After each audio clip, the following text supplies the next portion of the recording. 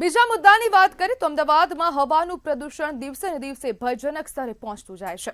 અમદાવાદ શહેરની હવા હવે દિલ્હી જેવી ઝેરી બની ગઈ છે। આ કમ્પેરિઝન કરવી પડે છે કારણ કે અમદાવાદમાં હવાનું પ્રદૂષણ દિવસે ને દિવસે વધી રહ્યું છે। ધુમ્મસભર્યા વાતાવરણ વચ્ચે એક્યુઆઈમાં સતત વધારો નોંધાઈ રહ્યો છે। અમદાવાદ શહેરનો સરેરાશ એક્યુઆઈ 339 સુધી પહોંચ્યો, જ્યારે અનેક વિસ્તારોમાં તો એક્યુઆઈ 500 ને પણ પાર કરી ગયો છે। ધુમ્મસ અને પ્રદૂષણના કારણે શહેરમાં વિઝિબિલિટી પણ નોંધપાત્ર રીતે ઘટી ગઈ છે।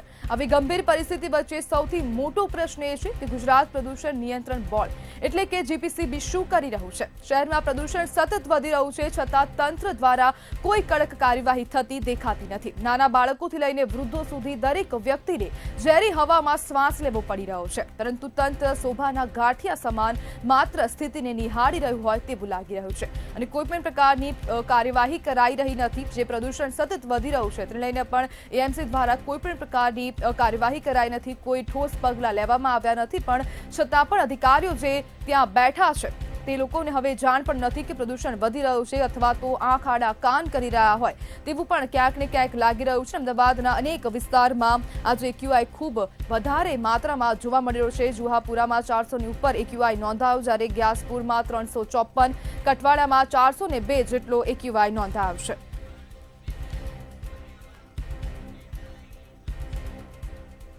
આપણી સાથે પર્યાવરણવિદ ઉત્કર્ષ સેજા જોડાઈ ગયા છે। ઉત્કર્ષભાઈ, અમદાવાદીઓ શ્વાસમાં ઓક્સિજન નહીં પરંતુ ઝેર લઈ રહ્યા છે, શું કહેશો?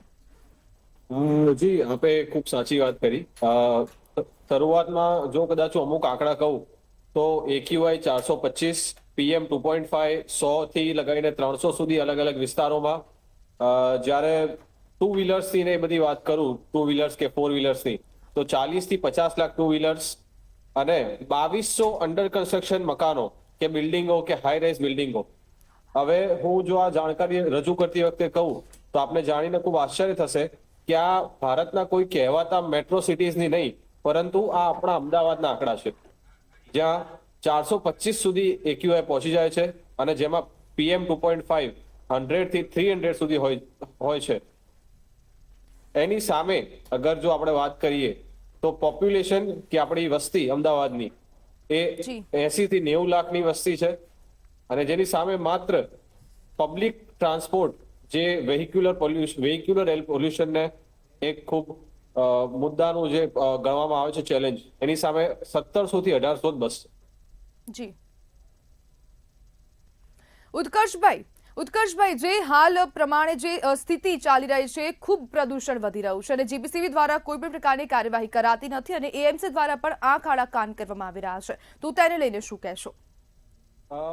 પહેલા તો કે આ પ્રદૂષણ એ એક અનરિકોગ્નાઇઝડ ચેલેન્જ છે। હજી સુધી દરેકના ઘરે ખાંસી છે, શરદી થઈ રહી છે, પણ અનરિકોગ્નાઇઝ છે। જેમ મેં વાત કરી કે અત્યારે 2200 અંડર કન્સ્ટ્રક્શન મકાનો છે, જેમાં હાઈ રાઇઝ બિલ્ડિંગ્સથી લઈને નાના નાના કન્સ્ટ્રક્શનના મકાનો પણ આવી ગયા।